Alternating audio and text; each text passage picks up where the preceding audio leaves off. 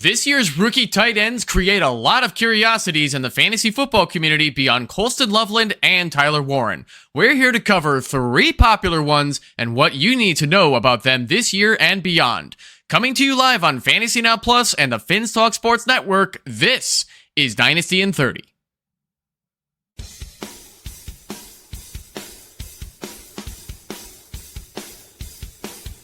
You're watching Dynasty in 30, only on Fantasy Now Plus.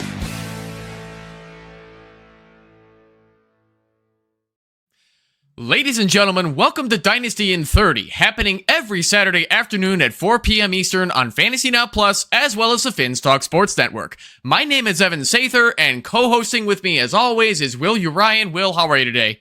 Doing great, Evan. How are you?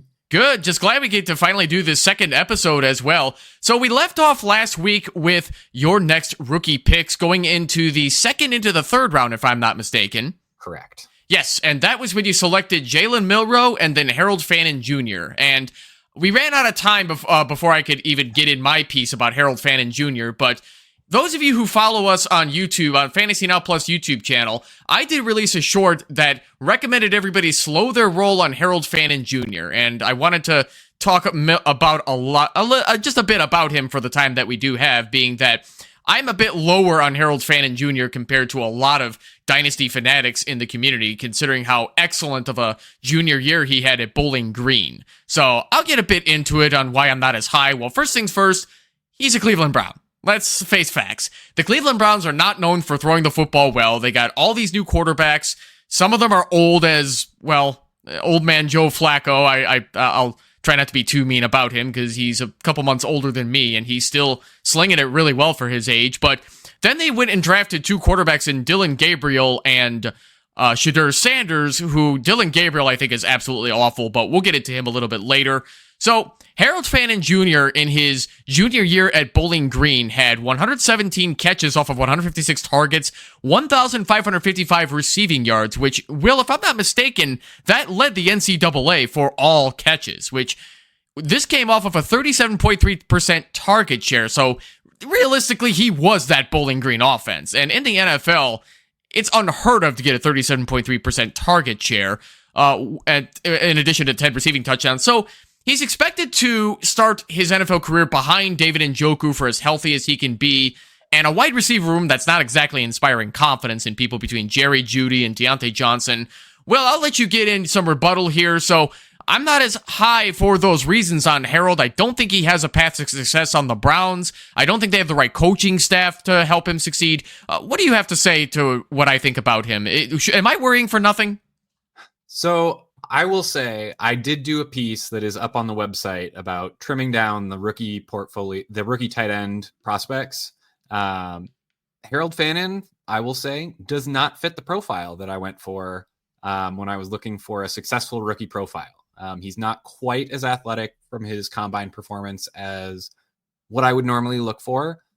That being said, my profile doesn't hit every tight end that is successful in the NFL.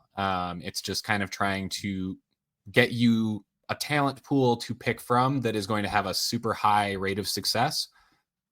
I think Harold Fannin Jr. is going to be one of the exceptions to this, where, like you said, 117 receptions, first in all of college football, 1,555 yards, first in all of college football. He had 873 yards after the catch, first in all of football. 34 missed tackles forced after receptions. I'll give you a hint. There's a theme here. First in the NCAA. You don't do that without kind of that minimum level of talent. So I'm really not as worried about his athleticism, even though he was at Bowling Green, not necessarily going up against the most talented opposition. I will 100% grant that. What I will say is, from a rookie tight end, I'm not looking for 117 catches and 1,500 yards. So, yes, I do think he's going to come in behind Njoku, but I do think we're going to see a switch from the Browns moving more into that 12 personnel grouping as more of a base. So I do think they're going to put both Njoku and Fannin out there quite a bit. So I'm not as worried about that. But I'm definitely willing to hear the rest of your argument here. Yeah, so I've been hearing that argument a lot where people are saying, oh, he's going to play slot tight end, he's going to play power tight end, he's going to be in a bunch of 2 tight end formations out there, which in being that it's the Cleveland Browns, it's going to make sense because they're expected to run the ball a lot because it's not like their passing game has been anything spectacular over the last several seasons where they're just coming off a 2024 season where they were dead last in a lot of passing categories and they didn't add anybody impressive to their quarterback room. So that's another reason why I'm worried about him on the Cleveland Browns. But I read a lot of his weaknesses, his athleticism being one of them that you just mentioned, Will. I don't know how anybody cares about the NFL Next Gen stats, but that puts him 8th in his athleticism score out of all the tight ends in the draft. So he was projected to go somewhere between the 3rd and the 4th round, and he ended up going as an early 3rd for the Browns, but he doesn't have a lot. I would say his biggest weakness when he's going out there for the pass is the press coverage. He struggles against the press coverage, which is not good when NFL teams know about this, and that's how you shut him down. And the Browns do not have a lot of great weapons as it is, or nor do they have quarterbacks that are polished for the NFL. You know, I'm talking about the rookies, of course. We're not talking about guys like Flacco who are just over the hill at this point. But in addition to that, I don't think he has yet the strength to prevent defenders from playing through his blocks, but I think that's a lot of the case for a lot of rookie tight ends where they're going to struggle with their blocks. A lot of his weaknesses can absolutely be developed in the NFL, but I just don't think the Browns have the personnel to do it. I think they're going to set him up to fail in the NFL unless another team that has amazing tight end coaches develop him into a superstar. And learning behind Njoku's a great start, but I just don't see Harold Fannin Jr. being this incredible fantasy darling that people say that he will be. Yeah, I mean, I think some of that is valid. I will kind of say I don't personally care about blocking ability. I think, you have your types that are, in that George Kittle mold that do everything well, including blocking to the point. I mean, if they got into some major injury issues out in San Francisco, maybe he even lines up at left tackle in an emergency. That is not Harold Fannin Jr. for sure. He is a receiving tight end purely. I think he was I believe it was under 5% in terms of pass block snaps. So, I mean, when he's on the field, he's running a route. He's going out trying to catch a pass. I don't know that dealing with press coverage is going to be all that much of a hindrance for a tight end. A lot of times they could run a move off of the line, just be off of the line in the slot. So I don't know how often they're really going to get that physical press coverage. I think they can put Njoku in those spots to kind of absorb that. Like you said, it does come down to, do we trust the coaching staff to realize that and actually work around it? But I trust that that's going to be common enough sense with a rookie tight end that, that should be in the plan already. I will say, despite his athleticism, do you want to venture a guess at his season max in college, his yards per route run from PFF? I believe he was somewhere in the 13s, if I'm not mistaken. Sorry, per route run. Oh, that part I don't know. So that he actually was up at 3.65 yards per route run. Some notable names here in college. Kyle Pitts, his best year was 3.29 yards per route run. George Kittle, 3.26. And one of our more recent ones is Brock Bowers, one of our generational prospects. He was at 3.24 yards per route run. So Fannin kind of blew them out of the water without the athleticism that those guys obviously have. So that's another one where I'm like, I think he just is one of those guys that knows how to play. Even if he's not the biggest, fastest, most physical specimen out there, I think he's got the finesse on some of his route running to actually get it done in space. Yeah, and I don't hate the player, which I tried to make clear in my short to encouraging people to slow their roll on him, but it's just landing on the Cleveland Browns that I don't like because, yes, like you just said, David Njoku is likely going to be the guy deployed against like press coverage and having to do a lot of the pass blocking for years to come. But then Njoku, I believe, is 28 going on 29 because I believe he entered the NFL at 21. And he's getting up there in age. He's taken quite the beating in his NFL career.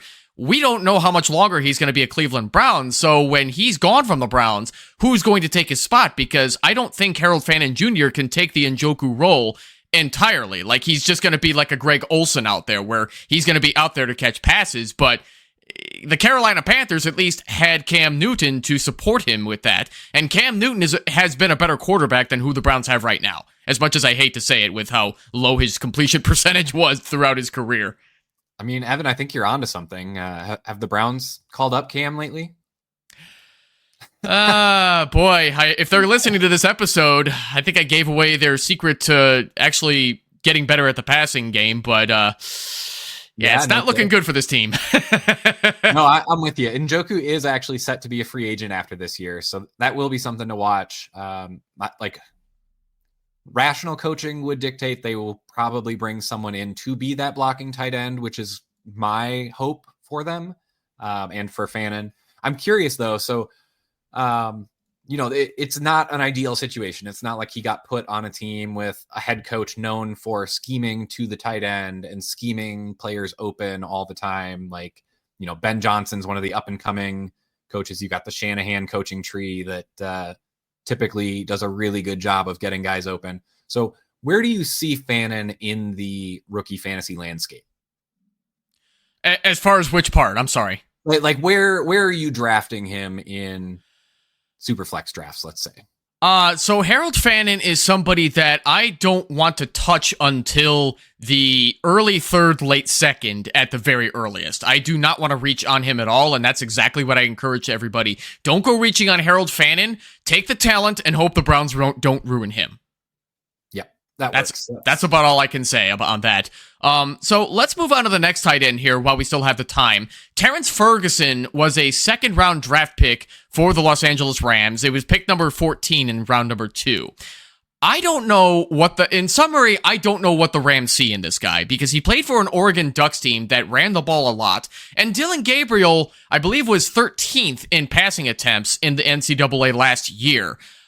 I don't know what the Rams see in this guy. He did not catch that many balls in his 3 years at Oregon, where his best season was his junior year in 12 games. He had 43 catches, 591 total receiving yards, which is 13.7 per reception, and he only caught 3 touchdown passes, which was his lowest compared to his sophomore and freshman year. So he had some incredible athleticism at the combine where his production score, I mean, I don't know, like I said, I don't know how much we care about next-gen stats, but 7th in production score, 2nd in athleticism, so I think that's probably what the Rams were thinking on that. But honestly, with his 4.6 40-yard dash, 39-inch vertical, I don't know what they see in this guy, because his run blocking skills needs work, which, the Rams do like to run the ball with Kyren, so that's not going to get him a lot of playing time if he doesn't get better at that. He lacks quickness to elude the initial tackler after the catch, which, if I trust in Sean McVay's staff to develop that with him, but will he?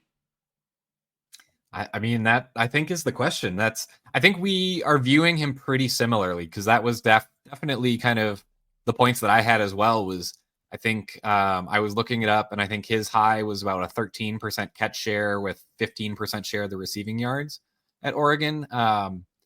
I mean, when I'm looking for tight ends, I want someone who a team relied on. If you're not making an impact in your college team against college wide receivers, whether or not those receivers do go on to the NFL, if you are an NFL level tight end talent, you should be garnering a target share, and your coaches should be saying, this guy is too good to not get the ball to. So I'm pretty worried, especially when guys are that athletic too. I mean, He is a big athletic guy, performed pretty well at the combine, but does have some stuff to improve on. I really get worried when these types don't produce in college because they're playing against, at some levels, 18-year-old freshmen are sometimes some of their competition. So if you're that athletic and you're not producing against, kids, honestly, like, what are you going to do when you get to the NFL and are now going against fully grown men? That's really my biggest concern. And if you look at Oregon's wide receivers the past few years, I mean, his biggest impediment to leading that team in receiving, Troy Franklin, probably. I mean, and we all saw how that went in Denver. Hasn't done much at the NFL level yet. So I'm pretty skeptical. Yes, I was just about to say I don't have much faith in Troy Franklin either on the Broncos. I think that's why they had to go out and draft Pat Bryant to see if they throw him in the mix. Does he fit that Michael Thomas mold? But I don't want to get too much on that tangent though. But I look at Terrence Ferguson's total receiving statistics in last year's season for the Oregon Ducks. He wasn't even anywhere near the top receiver for that team. He was the top tight end, but not really by a whole lot. That was a team that does not utilize the tight end much in the passing game. They had Tez Johnson, Trayshawn Holden, and Evan Stewart catching more balls than Ferguson. So unless it's the athleticism that Sean McVay likes, I don't know what the hell the Los Angeles Rams see in this guy. Yeah, I agree. I do. Like you said, I mean, McVay obviously sees something in him. He's got some traits that I think can be helpful, but he has not yet put it together on the field. So I will be really curious. I think Terrence Ferguson is one of those guys who's like, yeah, he's got the ability, but hasn't put it together on the field. Putting him with a McVay type scheme and coaching staff, I mean, I think that is probably one of the places that he could succeed, but it's not a bet that I'm really wanting to make where he's coming off in drafts at this point. So could you imagine if McVay drafted Harold Fannin Jr. over Terrence Ferguson? How incredible his stock would go up if he landed on the Rams. I'd be considering him like the next Brock Bowers. I don't know that I would have been that high on him, but yeah, I mean, I would be looking right behind Colton Loveland. I mean, my tight end model had him as Harold Fannin Jr. as the clear second tight end. And I think factoring in landing spot, it would have only gotten even better. I probably would have been looking maybe as early as 111-ish in a super flex. Definitely early second for Fannin if he had gotten a better landing spot. So yeah, I mean, I'm willing to be open to seeing what happens with Terrence Ferguson, but I'm not expecting much. And I really want to see him prove it before I go spending any, significant capital into acquiring him. I hope it was obvious that I was joking about the Brock Bowers comparison, considering that Fannin does struggle with blocking and he doesn't offer everything the way that Bowers does. But if anybody hasn't seen the FantasyNowPlus.com website, our rookie rankings are also on there. Me and Will both have our rookie rankings on there. We haven't updated ours in a little while. I haven't seen a need to do so yet. I'm waiting to see how they do at training camp. But right now, I have Harold Fannin Jr. as my tight end 5. I believe you have him as your tight end 2, which is fascinating to me. Yeah. So again, it's coming down to his receiving production. His production score was just off the charts.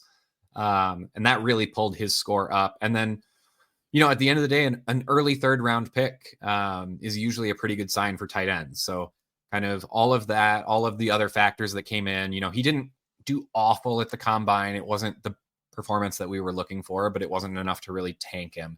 And yeah, so, I mean, he graded out as, I want to say he was probably the 7th best tight end prospect out of the last about 7 or 8 years in terms of my metric that I calculate for tight ends. So, Brock Bowers was up there. No one's probably going to touch that for a while, but obviously we remember the hype that Kyle Pitts got. He's also super high on there, but after that, Harold Fannin was right in with any of the other guys that you want to name. So getting back to Terrence Ferguson real quick, me and Will, we both have Terrence Ferguson as our tight end 6. I have him right behind Harold Fannin Jr., which I think is where he belongs compared to Oronde Gadsden, Gunnar Helm, Luke Lackley, and whoever else you want to name among the rookies who are going to be lucky to make the 53-man roster. I think that's where Terrence Ferguson belongs. I do not have much faith in him, but if Sean McVay can make him better than Tyler Higbee, just color me shocked. I don't know what else to say at that point. Yeah, I'm with you. Do you have a question on, so the other tight end we really wanted to cover today, I think, Mason Taylor. I'm really, really curious about your take on Mason Taylor, because he's one of those guys for me that I look at and doesn't really, I think, fit the mold of what I'm typically looking for in a fantasy tight end. So I'm thinking maybe I just am lower on him from that kind of bias perspective. What's your take on Mason Taylor? Like, what are you looking for? What do you like? What do you dislike? Okay, so just to get the rookie, while we were on the topic of rookie rankings, I want to say for the record that I have Mason Taylor right now as my tight end 3 among all the rookies. He's behind Tyler Ward and Colston Loveland. I have him ahead of Elijah Arroyo, Fannin, and Ferguson. The reason I put him there is because I believe his talent was there. He demonstrated that very well at LSU. He wasn't setting any record-breaking numbers, but he absolutely earned his larger target share his junior year, which was 15.5%. I don't have in front of me what that compares to offhand, as he only got 546 receiving yards, which is not that great after the catch. It's a little shy of 10 yards per reception off of 55 catches, and he also didn't get many red zone looks either, so that's not exactly great. If I'm not mistaken, LSU runs the ball a lot. Yeah, and I mean, if you think back, the rookie wide receivers this year, I mean, up until last year, he had some competition as well. So I think that's going to be another thing that's going to hold down his production. Absolutely. So Mason Taylor, I think, is a good project round 2 tight end that the New York Jets very badly need. And to be honest, I mean, aside from like Tyler Conklin, I cannot remember the last great tight end they had on the New York Jets. That's how long it's been. You don't count Kenny Yeboah? Yeah, I wish I could count Kenny, but I mean, the Jets killed Kenny. You bastards. Oh man, solid reference. Yeah, I look at Mason Taylor. He's one of those guys that I wonder if he's too good of a football player to be a good fantasy player. I think I kind of talked about kind of that George Kittle archetype that does everything well, blocks, is physical, still gets out in routes. I view him in that mold. Everything I've heard, super positive about his character, very team oriented. I'm just worried that they're going to need him to do things other than catch passes. At LSU, I mean, I think he was up above 15% for a pass block rate last year. I mean, that's someone who's not necessarily going to be running routes all the time. And in fantasy football, you need the routes to get the targets, to get the catches, to get the yards. So I do think he's a very talented player. I really like the player in and of itself. I just don't know the usage is going to be there from a fantasy perspective of, is he going to be put out in routes as, I know that Jets receiving core, it's Garrett Wilson pretty much. Maybe he becomes the second target, which would be awesome for Mason Taylor. I just don't know if they're going to be able to release him off the line. I think he might end up stuck chipping and, helping out that offensive line, keep Justin Fields from taking all of the sacks that Justin typically has been taking his career. That's my main concern with Mason Taylor. I think he's good enough to succeed. I just don't know that he's going to get the opportunity to succeed for fantasy. This year is not going to be the year that Mason Taylor breaks out and becomes a stud tight end. That's the one thing I want to make clear. Mason Taylor, to me, is that prototypical tight end who needs 2 seasons to develop and get good. Now, it's also worth noting that he set an LSU record for a tight end with 55 catches, where the only tight end in school history with 100 plus receptions in his career. LSU does not use the tight end. So the fact that he was able to do that in the school that he was playing for is a pretty big accomplishment. He's not the most athletic tight end from a prospective state. He's like 5th in his athleticism score and 6th in his production score. So the production was not quite there, but like you were saying, I think he's going to have to learn the ropes by seeing how well he can block for Justin Fields. And it's also worth noting, Fields and Cole Kmet were like peanut butter and jelly while they were both on the Chicago Bears. Fields loves hitting the tight end when he can. So I think that's going to put Mason Taylor in a great position to succeed if the Jets can figure out their offensive woes. And knowing the team history, It's going to be a bit of an uphill battle, but he doesn't have a lot of competition outside of Garrett Wilson, like you just said. Yeah, I mean, honestly, I hate to say it because I fell for the trap last year. I think Brees might be their number 2 pass catcher this year. He's going to have to if they have to check the ball down a lot, and Brees can do it. Let's not forget that. Yeah. Gosh, last year killed me. Brees was kind of one of my flag plant guys, and then that whole team was just a disaster from the beginning. But yeah, I mean, I would also say I'm so glad you called out the timeline here with Mason Taylor. I think we've kind of mentioned we've been getting very, very spoiled on rookies coming in and performing right away, and I think it's very important to really stay the course, especially with tight ends. There used to be kind of the anecdotal third-year wide receiver breakout. I think more and more lately, people are coming into the league a little bit more polished at the wide receiver position. Tight end is just a whole different animal because you really are asked to do everything on the field. And that's really where I exercise patience as much as I can. Like every once in a while, we'll get a Brock Bowers, who everybody knows is awesome, comes in and is awesome from day one. The vast majority are not like that. A lot of times they need to sit behind people for a year, learn the ropes, learn how to prepare, learn what situations to adjust to. And then from there, you're looking for that big leap from year 1 to year 2. That's kind of showing them putting it together in spurts. And then from year 2 to year 3, that's when you really start seeing the stars be born. Is they take that leap and they continue to grow from year 2 to 3. And then from year 3 on, they're just, that perennial top 10 tight end until they, hit the age cliff. And, Father Time takes no prisoners. That's right. And Mason Taylor right now, I'm looking at this tight end room that's currently on the New York Jets. You mentioned that, yeah, guys like him definitely need to sit behind a veteran to learn how to play tight end in the NFL. Mason Taylor is definitely one of those prospects because his prospect profile with his negatives say that he's just this unpolished route runner, blocker, and he's not the most athletic guy, and that's okay because you don't have to be great out of the gate as a tight end. It's a difficult position that requires you to do a lot, like you were just talking about. But who in the hell is Mason Taylor going to sit behind? Stone Smart? Jeremy Ruckert? Yeah, I mean, I hope he's a self-taught learner. That's my only hope here. He didn't do him any favors with the situation, just like with Terrence Ferguson fell into a good situation. Harold Fannin did not. Mason Taylor's more on that Harold Fannin scale. I just hope Aaron Glenn hires more of the right coaches for somebody like a Mason Taylor. I know he hired a pretty good offensive coordinator who used to work with Jim Harbaugh at San Diego University. I can't remember the man's name, but I really like that for Breece Hall in the run game because he was also a former running backs coach in college. So he knows how to help guys like Breece Hall. But what this means for the tight end, Mason Taylor will have to learn to block for guys like Breece, but being that he landed on the Jets, I like Mason Taylor a lot as a prospect, but I just don't know if he's going to get there. And I have him as tight end 3 by default just because I don't really like anybody else outside of Colston Loveland and Tyler Warren.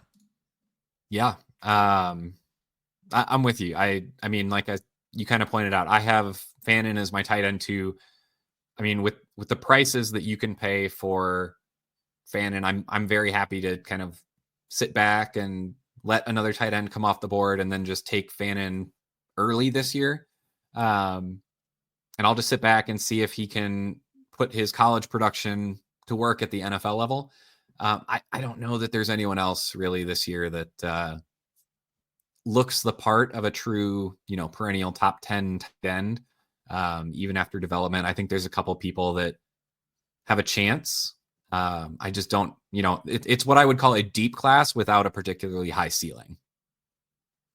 I completely agree with that. Now, if I can't get a Tyler Warren or a Colston Loveland in a rookie as a rookie tight end in my Dynasty draft, I'm looking to, if anybody like a Mason Taylor and Elijah Arroyo, Harold Fannin, or Terrence Ferguson falls my way, I'm going to see if I can sell them. I'm going to see if I can trade up if anybody else wants these tight ends. Would you agree with me on that, or do you think I would be overreacting to trying to flip one of those guys? I don't mind that strategy. I think especially it only takes one person in your league to be a little bit higher on a guy for you to get a return there. So a lot of times that can be a pretty strong strategy. I'm really not sold on a lot of these guys. I was expecting this year's tight end class to score a little bit better in my model than they did. So really, I think that's a pretty good thought process to follow there. Try and make a profit, wait for them. Maybe they flash in week 1 or 2 and you can sell them before we figure out what their true body of work is going to look like. And I'm all for short-term gains in Dynasty. If you can do it, flip them and get the profit. Absolutely. So we have hit the 30-minute mark, so we're going to start wrapping things up here. Ladies and gentlemen, thank you for tuning in today. Be sure to like this video and subscribe to Fantasy Now Plus as well as the Finns Talk Sports Network. The links are in the description of this video. We hope to see you back on Monday for the flagship show at 12 p.m. Eastern with Justin and Josh to hear all about what to expect from the AFC and NFC West divisions. Will and I will be back next week. Until then, have a great rest of your weekend, everybody. We'll see you soon.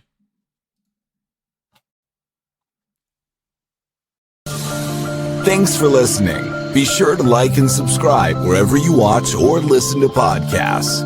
We'll be back next week for more ways to win your league.